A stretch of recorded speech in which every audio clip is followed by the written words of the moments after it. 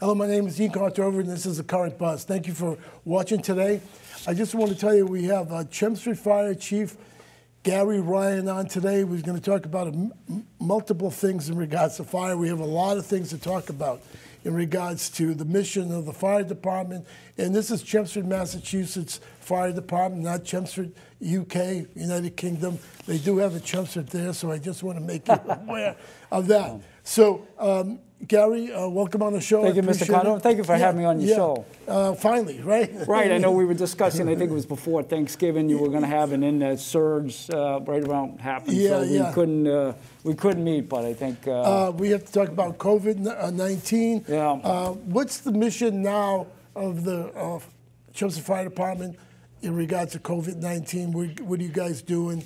So I think our mission is still the same. Obviously, life safety is paramount, especially, but our processes, and I know Chief Spinney was on here talking about his, our whole approach has kind of changed.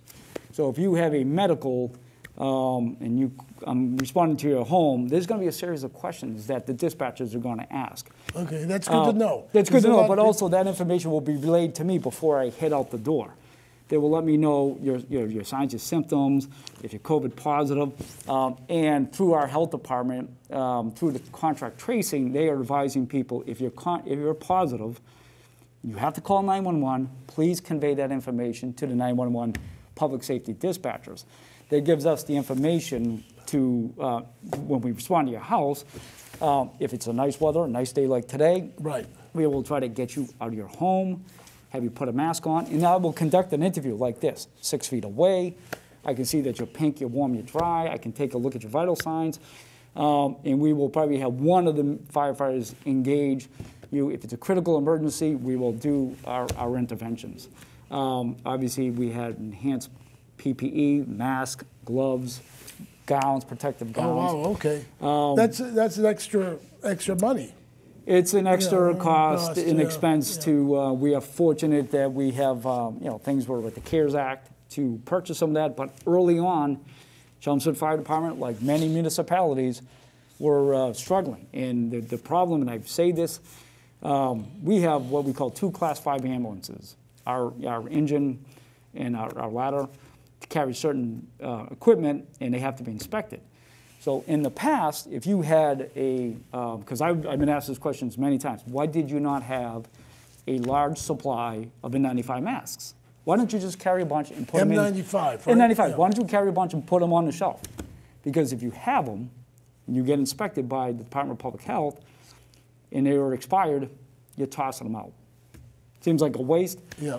So if you look at just-in-time inventory systems, you could pick up the phone if we were running low, and we would just get a shipment the next day.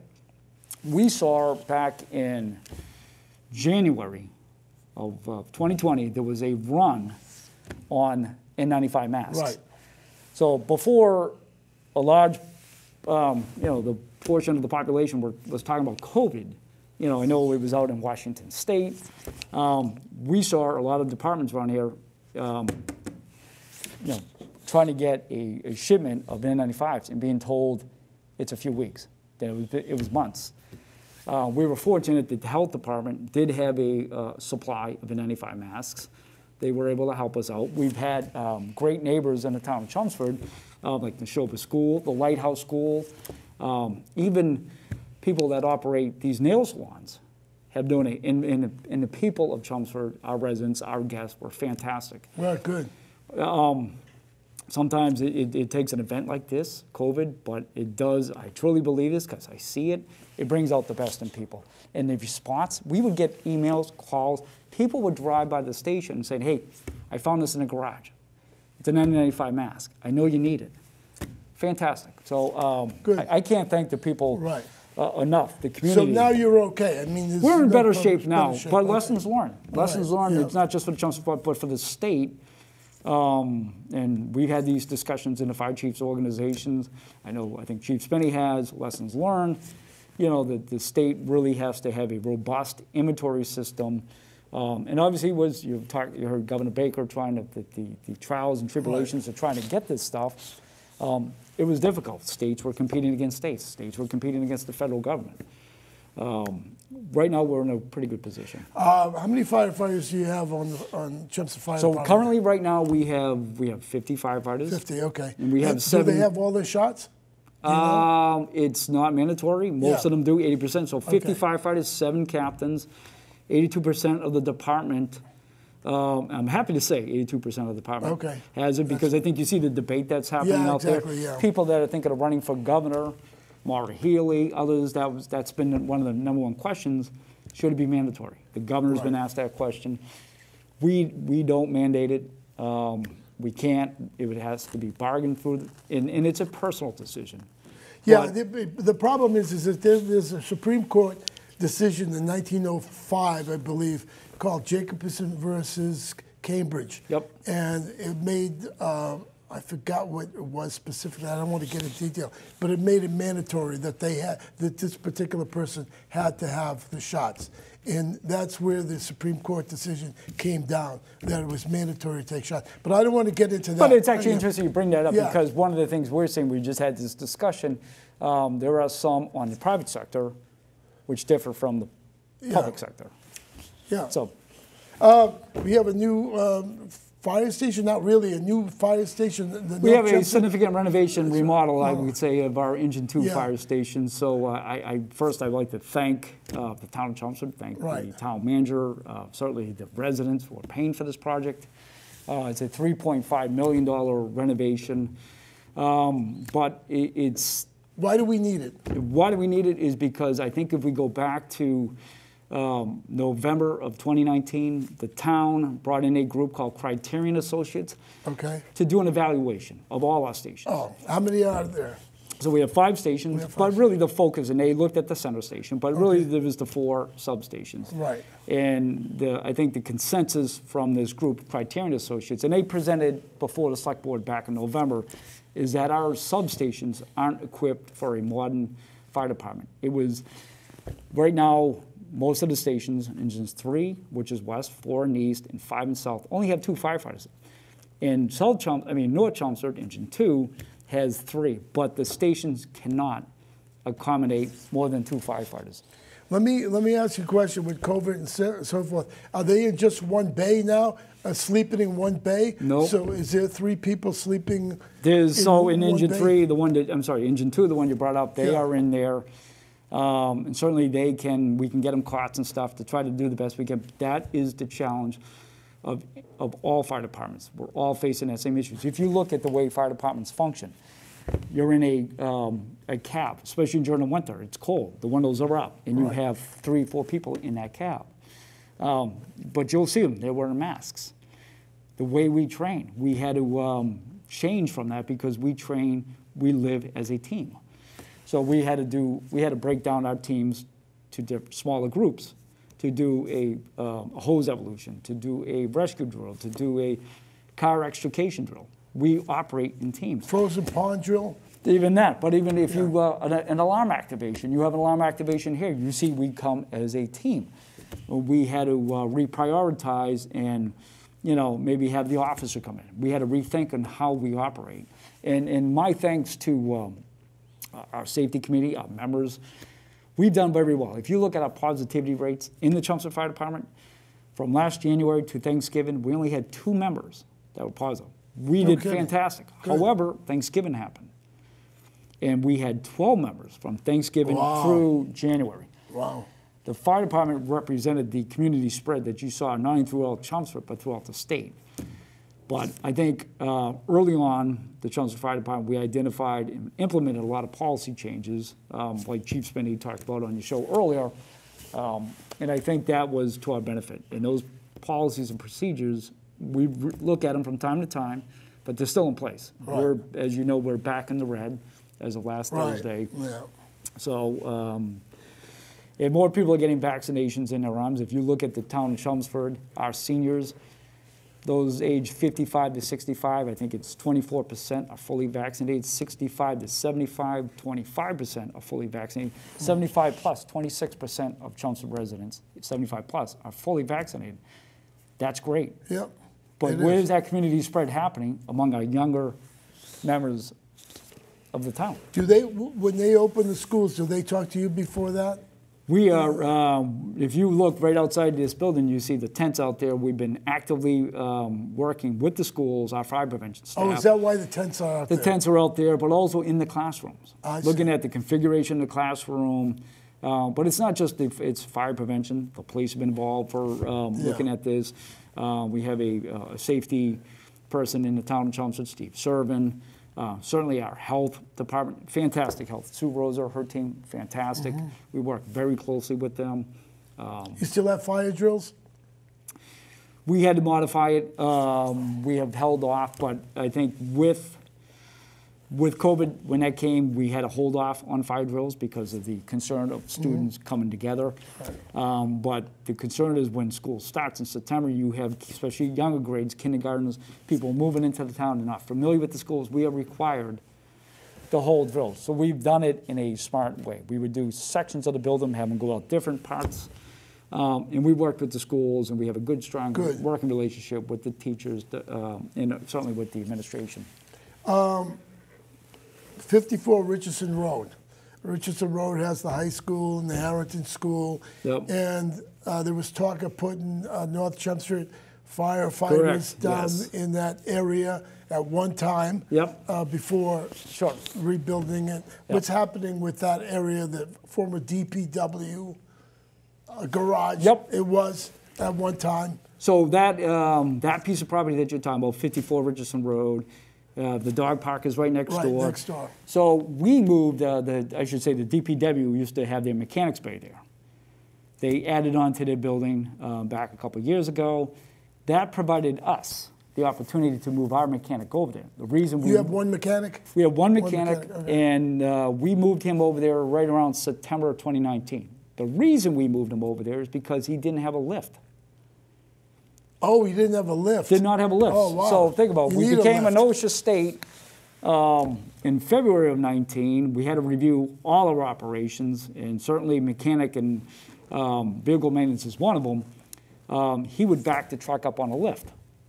And we had a lift over at the East Chelmsford station where he was working for a number of years, and they took that lift out because the lift, the floor was compromised. So many, many years ago, 2 chiefs ago, that lift was taken out. So to work on a truck, he had to back the truck up on a wooden ramp, go on what they call a creeper, and roll under to do his work. Oh, boy. Maybe not. I mean, you want to change your tires, and it's there you easier go. to do it How difficult it is to take a wire from the back Yeah. to the front. So through the town manager, discussions with him, reviewing our safety operational needs. That's why he brought that safety person in, Steve Servin. We did take a look at what was available down at 54 Richardson Road, did some modifications. In our mechanic, Frank Fader, we moved him down there right around September of 2019. How's he like it down there? He does. He's got the room. He's there's a lift, but we have going to town meeting. We're going to replace that lift because there was some issues with that lift. That lift has been we're going to replace that. But to your question about 54 Richardson Road, I was on the select board meeting last night. Certainly, there's been some concerns about us moving down there. The issue of PFAS. Which we appreciate. And I say that because if you look at we talk about the mission of the fire department. We talk about life safety, our number one tenet of being in the fire department. Life safety, incident stabilization, protection of the property and the environment. So that particular piece of property, I know the North Chelmsford Water has their wells in that area. The town has operated out there, I believe, since the 50s. Yeah. So there's a little bit, but I think we share. Not only do we share the concerns about the environment, we have actively addressed them. And I'll give an example. Back in 2000, I think before the town manager, Paul Cohen, came on, there used to be a fueling station there. The fire trucks would go there to fuel up. There was a letter issued from the North Chelmsford Water Commissioners to then Chief Jack Parrow. I think that was back in July of 2006, saying, hey, we need you to take a look at this issue. Right. Even though it was town-owned, we took a look at it, and we agreed, you know what, it's time for a change. We brought a third-party vendor in there, inspected it, and said, you know what, it needs to come out. That was July, I believe July 2006. By February of 2007, that tank was out, and we, the town, so certainly the fire department, went over to fill our apparatus at the Chelmsford Police Station. So we've been fueling up our trucks at the Chelmsford Police Station since 2007. The new one. Well, the new one for the new us. police, okay. 2007. Yeah. But I mention this, I bring this up because it was town-owned. The concern was issued from the North Chelmsford Water Department. Obviously, there's three water districts. Yet, I think we did what was right. We did what was right for the fire department, what was right for the environment and for the town. Right. It was the right decision to make back then, and certainly we appreciate the concerns of the North Chelmsford Water Commissioners, Bruce Hopper. I've worked with Bruce on many projects over the years. I like to get him on the show. Yeah. So, and we work together with, we're working with him now because when we bring our new building, will have to be sprinkled. So we're going to have to work with him to bring the water sprinkler system. Yep. What about water sprinkler system in new homes? I know in California, I think there's a law out there where you have to put a water sprinkler in new homes. Do you like that idea? I love that idea. I love that idea. It's expensive right at this moment. It is, because if you go to, you look at what they're building down on Turnpike Road with the Joe Reddy House area, if you have 3 townhouses, you have to sprinkle it. But it's a different system. It's a residential sprinkler system. But I think, and let's be honest, they're not making ranch houses anymore. These houses are big, they're large, they're beautiful. And I certainly think, if we're going to look at the economics of it, I certainly think it makes sense to put that in. And I think you'll make that money back. There's another thing, something I was looking up while I was, prepping myself. Smoke and carbon monoxide, a lot of people may not know this, but if you want to sell your home, you have to have a smoke and carbon monoxide system in. That is correct. So interestingly, with COVID, so if you sell, you're correct. If you sell your house, the fire department has to come in, conduct an inspection to make sure you're compliant. Okay. And I see the packet in front of you, but to make sure you have compliant smoke and carbon monoxide detectors. What about the ones that speak to you? Sometimes they have voice. Yes, they will, and because that's you have combination systems, smoke, carbon monoxide. Yeah. So you want to know, is it a smoke issue? So if your detector activates, is it for a smoke issue or is it for a carbon monoxide? And it will speak to you. It will speak to you, yes. So what will happen if you pass? We issue a certificate, which you take to the closing. Obviously, this was a concern during COVID. With COVID, the governor's orders shut things down. We can no longer go in. So the responsibility falls on the seller. You're selling your home. You have to make provisions for us. Let's say I'm not selling my home, but I want to change to the carbon monoxide. Sure, you want to upgrade? Just upgrade it. Yep. Would I call you once I get it in, just so you guys can inspect it? Not necessarily, but we certainly get those people. We have people that reach out to us all the time. And typically, it's if you renovate your home, you have to do it because that's another thing. That's understandable. That's another one you have. So for me, for instance, I put a bedroom on my house. Yeah. That requires me to bring my house up to the current codes, which is hardwired system. But we have people who will do it voluntarily. We have people who will buy an older home. So you'll give them a certificate. We don't have to because they're not selling their home. Oh, okay. But typically, you might get a new buyer in a home. Yeah. They have old detectors. Well, they have compliant detectors because we do the inspection. Okay. But sometimes they want, like if you have a ranch, you might only have 2 detectors because that's all it calls for. But they want to upgrade. They will reach out to the fire prevention. So you have to get an electrician? Do you know people that do it, or yes? So can they call you and not you specifically, but they call electrician, sure. Fire protection. And we will go out there and we will do the inspection. We won't charge because you're doing a voluntary upgrade. We certainly encourage that. Oh, okay. And we're seeing that with, I think certainly with people who, when they get into a house and it's battery and they say, look, I feel safer with our hardwired system, well, we would certainly help them. So if you're planning to sell your home, do it now. Get the smoke and carbon monoxide. Go up to Home Depot, look at what you need, and then call an electrician. And I'm sure they can supply people's names for. So what I would advise them to do is, they can reach out to us. There's a packet out there that we make available. It's online. Okay. Because it goes online. It goes based on we put a lot of things online because of COVID. So COVID has forced us to be more efficient, whether it's our new permit system for open burning, for carbon monoxide, a lot of that stuff is online. You can find that, and we're certainly available to answer any questions. Okay, I want to talk about electric cars real quick. I got 4 minutes. So electric cars. My cousin, who was the chief of police in the community in the eastern Massachusetts, he's driving a Tesla Model Y. Electric cars in regards to fires, are they're hazardous, or how are they? Well, first I'd like to have that budget. You said Tesla, that is good. So, we'll talk to the town manager. Yes, you can increase my budget, but the well, town. It's a green. But the town is green. so as I discussed, I have a green. Well, I'm hybrid. Right. The town is looking at electric vehicles. I have tried their electric vehicle. The problem is right now is the charging system. It will say, if you put it, it'll say 60, but if you put the heat on, certainly air conditioning will drop that right down. I see. Certainly the Tesla, the one that you brought up, they're doing a much better job. The battery life is certainly 300 increased. miles. It's certainly, and I think it's out in San Francisco area where they have the first electric, I believe, the fire engine that they're trying out there. Oh, so see if you can get me that budget. Yeah, I know. Well, it would be a green, and you could get a grant because it's green, and we'll see what happens. Yeah. But I mean, but that's so. If you come on a fire, it's a hybrid. What happens with the fire department? Are they leery? Do they fight it? So we do have the training, and we've had. We were talking about our training. When you talk about lithium batteries, the impact of putting water on it. And certainly car extrications. When you cut open a car and you see where the lines run for electric, those are concerns. Wow. That's something you probably point. see more common if you see. We just had another one this morning, a rollover on 495. But if you're looking at electric cars, hybrid cars, you have to know where they run, the channels they run before you cut. Yes. Right.